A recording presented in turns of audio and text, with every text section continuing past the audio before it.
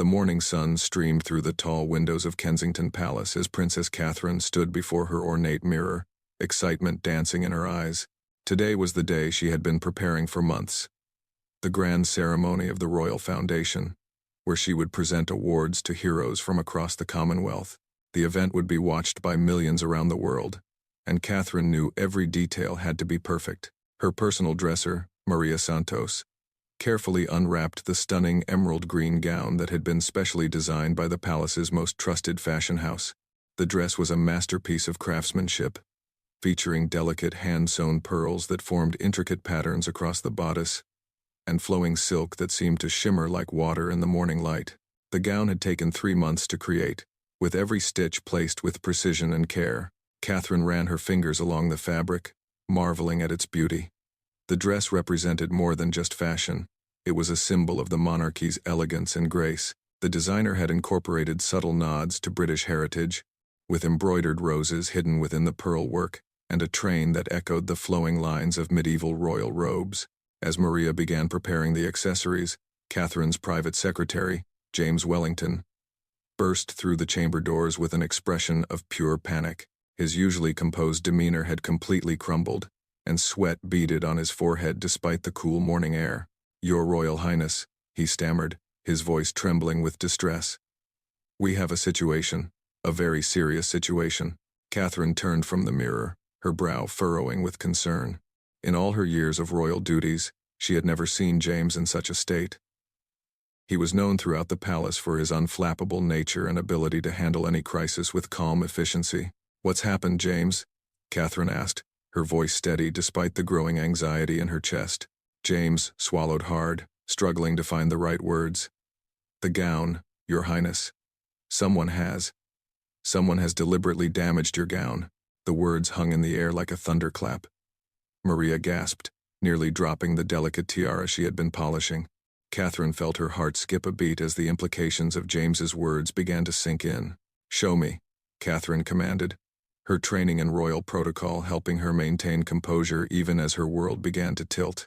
With trembling hands, James led them to the dressing room where the gown had been stored overnight. As they approached the garment rack, Catherine's breath caught in her throat. The beautiful emerald gown hung in tatters, as if someone had taken scissors to it with malicious intent. Long, jagged cuts ran through the delicate silk, and many of the precious pearls had been torn away, scattered across the floor like fallen stars. The sight was devastating. Months of work, thousands of pounds of materials, and countless hours of skilled craftsmanship had been destroyed in what could only have been a deliberate act of sabotage. Catherine stared at the ruined dress, feeling a mixture of shock, anger, and profound sadness. "Who could have done this?" Maria whispered, her voice barely audible as she knelt to gather some of the scattered pearls. James shook his head grimly. "Security is reviewing the footage now, Your Highness. But whoever did this knew exactly how to avoid the main cameras. They were careful, methodical. This wasn't a random act of vandalism." Catherine's mind raced as she processed the situation. The ceremony was scheduled to begin in just 4 hours. Hundreds of dignitaries, including heads of state and Nobel Prize winners, were already arriving at Westminster Abbey. Television crews from around the world had set up their equipment, and millions of viewers were expecting to see her present these important awards. "We need to contact the backup designers immediately," Catherine said, her voice gaining strength as her royal training kicked in. "Surely someone can create something suitable in time." James's expression grew even more troubled. "I've already made those calls, Your Highness. The timeline is simply impossible. Even our fastest seamstresses would need at least 12 hours to create something appropriate for such a significant event. And that's assuming we could find suitable materials on such short notice." The reality of the situation began to settle over them like a heavy blanket. This wasn't just about a dress, it was about the reputation of the monarchy, the success of a major charitable event, and Catherine's own public image. The ceremony couldn't be postponed. Too many important people had traveled from too far away. Catherine walked slowly around the destroyed gown, examining the damage more closely. The cuts were indeed precise and deliberate, made by someone who understood exactly how to cause the maximum amount of damage with surgical precision. This wasn't the work of an amateur or someone acting in a moment of passion. This was calculated, planned, and executed with cold efficiency. "Have you informed Prince William?" Catherine asked, her mind already working through the various implications and potential solutions. "He's been notified and is on his way back from his morning engagements," James replied. "The palace press office is also standing by, but they need to know how we plan to handle this before they can prepare any statements." Catherine nodded slowly, her fingers unconsciously twisting her wedding ring as she thought. She had faced challenges before, difficult public appearances, protocol mishaps, even health scares, but nothing quite like this. The deliberate nature of the sabotage made it feel personal, almost like an attack on her very identity as a royal. "We need to think creatively," Catherine said finally, her voice growing stronger with each word. "There has to be a solution we're not seeing." Maria, who had been quietly cleaning up the scattered pearls, suddenly looked up with an expression of hope. "Your Highness, what about your grandmother's collection? The late Queen's wardrobe is still maintained in the royal collection. Some of those pieces might be suitable for alteration." Catherine's eyes lit up with possibility. The royal collection contained hundreds of gowns worn by previous generations of royalty, many of them timeless pieces that could potentially be adapted for modern wear. It was a brilliant suggestion, but it came with its own set of challenges. "The collection is housed at Windsor," James pointed out, "and we'd still need someone skilled enough to make alterations quickly and appropriately." "Then we make it happen," Catherine said firmly. "Contact the collection immediately. Have them pull anything in my approximate size that could work for this type of ceremony, and find me the best seamstress in London, someone who can work miracles under pressure." As James hurried off to make the necessary calls, Catherine took one last look at her ruined gown. Somewhere in the palace, someone had betrayed her trust in the most personal way possible, but she wouldn't let them win. She was Princess Catherine, and she had faced greater challenges than a sabotaged dress. Today's ceremony would go on, and it would be magnificent, no matter what it took to make that happen. The next few hours would test every ounce of her royal training and personal resilience. But Catherine was determined to turn this crisis into a triumph. Within 30 minutes of James's frantic phone calls, a convoy of black vehicles was speeding toward Windsor Castle, while Catherine paced nervously in her private chambers. The palace had mobilized with military precision, treating the gown crisis like a matter of national security. In many ways, it was exactly that. The reputation of the monarchy hung in the balance. Prince William arrived just as the first reports came back from Windsor. His face was tight with controlled anger as he surveyed the destroyed gown that still hung mockingly on its rack. Catherine had rarely seen her husband so furious, though he kept his voice calm and measured. "Any leads on who might have done this?" William asked James, his jaw clenched. "Security is interviewing everyone who had access to the dressing room last night," James replied. "The list includes cleaning staff, security personnel, and a few members of the fashion team who came in for final adjustments." Catherine listened to their conversation while her mind worked frantically on backup plans. She had already dismissed the idea of wearing one of her existing formal gowns. They were either too casual for such an important ceremony, or had been photographed too recently at other major events. The press would notice immediately if she recycled an outfit for something this significant. The phone rang sharply, cutting through the tension. James answered quickly, his expression shifting from worry to cautious optimism as he listened to the caller. "That was the royal collection," he announced after hanging up. "They've identified 3 potential gowns that could work. The measurements are close enough for quick alterations, and historically, they're all appropriate for ceremonial occasions." "Which gowns?" Catherine asked, moving closer to hear every detail. James consulted his hastily scribbled notes. "There's a midnight blue velvet gown worn by Queen Elizabeth at a state dinner in 1962, a cream silk dress with gold embroidery from Princess Margaret's collection, and," he paused, his eyes widening slightly, "a stunning silver gown that belonged to Queen Elizabeth, the Queen Mother, worn to a major Commonwealth ceremony in 1953. Catherine felt her breath catch. The Queen Mother had been renowned for her impeccable style and grace under pressure. Wearing one of her gowns would be both an honor and a powerful symbol of royal continuity. "Tell me about the silver gown," Catherine said immediately. "According to the collection curator, it's made of silver silk, with hand-beaded crystal detailing. The style is timeless, fitted bodice, with a flowing skirt. The Queen Mother was approximately your height, though the waist will need adjustment." Before Catherine could respond, another crisis emerged. Maria burst into the room, her face pale with worry. "Your Royal Highness, I've been calling every high-end seamstress in London.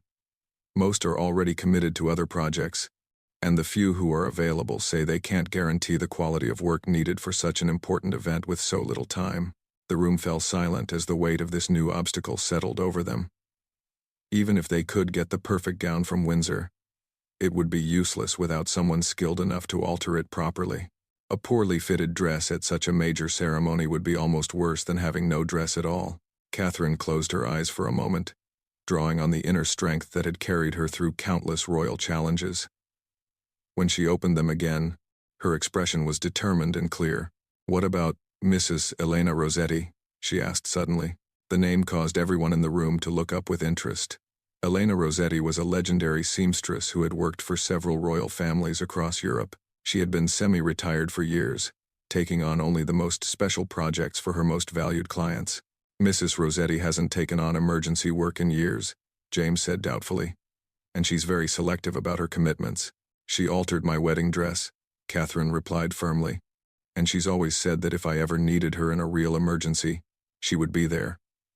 "This qualifies," William nodded approvingly. "It's worth a try. Mrs. Rossetti is brilliant, and she knows your measurements perfectly." James was already dialing as Catherine explained her reasoning. Mrs. Rossetti had an almost magical ability to transform garments, and more importantly, she understood the unique requirements of royal dressing. The way a gown needed to move for royal protocol, how it should photograph under different lighting conditions, and the subtle details that separated a beautiful dress from a truly regal one. While they waited for James to reach Mrs. Rossetti, another development unfolded. The head of palace security, Commander Davies, arrived with a grim expression and a tablet containing security footage. "Your Royal Highness, we've identified our saboteur," he announced solemnly. The room fell completely silent as everyone gathered around the tablet. The black and white footage showed a figure in a cleaning uniform entering the dressing room at approximately 2:30 a.m. The person moved with purpose, knowing exactly where to find the gown and how to avoid the main security cameras. "It's Rebecca Mills," Commander Davies continued. "She's been with the palace cleaning staff for 8 months. Background check came back clean when she was hired, but we're discovering that several of her references were falsified." Catherine stared at the screen, trying to understand why someone would go to such lengths to sabotage her dress. Rebecca Mills was a young woman, probably in her 20s, with short brown hair and an unremarkable appearance. She looked like any of dozens of palace employees Catherine passed in the corridors each day. "Do we know her motive?" William asked, his voice tight with controlled anger. "We're still investigating, but initial questioning suggests she may have been paid by someone to cause this disruption. She's not talking, but her bank account shows a significant deposit 3 days ago from an untraceable source. The implications of this revelation were staggering. Someone had planned this sabotage well in advance, researching palace protocols, placing an operative in position, and timing the attack for maximum impact. This wasn't a simple act of vandalism. It was a sophisticated operation designed to embarrass the royal family at a crucial moment. James suddenly hung up the phone with a triumphant expression. "Mrs. Rossetti will do it," he announced. "She's already on her way to Windsor to examine the gown options. She says if anyone can make this work, she can." Catherine felt a surge of relief mixed with gratitude. Mrs. Rossetti was nearly 70 years old, but her skills were legendary throughout the fashion world. If she was willing to take on this challenge, there was real hope that the day could be saved. "What's our timeline?" Catherine asked, checking her watch. The ceremony was now less than 3 hours away. "Mrs. Rossetti estimates she'll need 2 hours for alterations, assuming the silver gown is suitable," James replied. "That gives us a very narrow window, but it's possible." The next hour passed in a blur of activity. The silver gown was transported from Windsor under heavy security, while Mrs. Rossetti set up a temporary workshop in one of the palace's private rooms. Catherine found herself pacing nervously as updates trickled in about the progress. Meanwhile, the investigation into Rebecca Mills was uncovering disturbing details. Her real identity was actually Sarah Jenkins, a woman with connections to several anti-monarchy activist groups. The sophisticated nature of her infiltration suggested she had help from people with detailed knowledge of palace operations. As Catherine waited for news about her dress, she couldn't shake the feeling that this attack was about more than just ruining one ceremony. Someone wanted to damage her personally, to make her look incompetent or unreliable at a moment when the world was watching. But she was determined not to give them that satisfaction. The ceremony would go on, and it would be perfect, no matter what it took to make that happen. With just 90 minutes remaining before the ceremony, Mrs. Elena Rossetti emerged from her temporary workshop with the silver gown draped carefully over her arms. The legendary seamstress's face showed the intense concentration of someone who had just performed fashion magic under impossible pressure. Catherine held her breath as Mrs. Rossetti approached. The Queen Mother's gown had been transformed, still recognizably the same elegant piece, but now perfectly fitted for Catherine's figure. The silver silk seemed to glow with an inner light, and the crystal beading caught the afternoon sun streaming through the palace windows. Bellissima, Mrs. Rossetti whispered in her native Italian, her eyes bright with satisfaction. This gown was meant for you, Your Royal Highness. The Queen Mother would be honored to know it serves such an important purpose today. Catherine carefully stepped into the dress, feeling the silk settle around her like liquid moonlight. Mrs. Rossetti had worked miracles. The fit was perfect, neither too tight nor too loose, and the length was exactly right for Catherine's height. The alterations were so seamless that the gown looked as though it had been made specifically for her. "How did you manage this so quickly?" Catherine asked in amazement as Maria fastened the delicate clasps. Mrs. Rossetti smiled with the quiet pride of a master craftsperson. When you have worked with royal gowns for 50 years, you learn to see the possibilities hidden in every piece. This dress wanted to be worn again. I could feel it the moment I touched the fabric. As Catherine admired herself in the mirror, James burst through the door with updates from Westminster Abbey. "Your Royal Highness, the guests have all arrived and are being seated. The ceremony is set to begin in precisely 1 hour. The media is already commenting on the anticipation surrounding your appearance today." Catherine's stomach fluttered with nervous energy, but her reflection showed a picture of serene confidence. The silver gown was even more stunning than her original dress had been, where the emerald gown had been beautiful in a modern way. This silver creation was timelessly elegant, carrying the weight of royal history while looking completely contemporary. Prince William appeared in the doorway and stopped short when he saw his wife. His expression of worry melted into one of pure admiration. "Catherine, you look absolutely radiant. No one would ever guess this wasn't planned months ago." The compliment helped settle Catherine's nerves, but she knew the real test would come when she stepped onto the public stage. The world's media would be analyzing every detail of her appearance, and any sign of the morning's crisis could become a scandal. Commander Davies arrived with final security updates. Sarah Jenkins, also known as Rebecca Mills, is in custody. She's still not revealing who paid her, but we're confident the immediate threat is over. Additional security measures have been implemented for today's ceremony. Catherine nodded gratefully, though part of her mind was still puzzling over the identity of the person behind the sabotage. Someone with significant resources and detailed knowledge of palace operations had orchestrated this attack. The investigation would continue, but for now, her focus had to be on the ceremony ahead.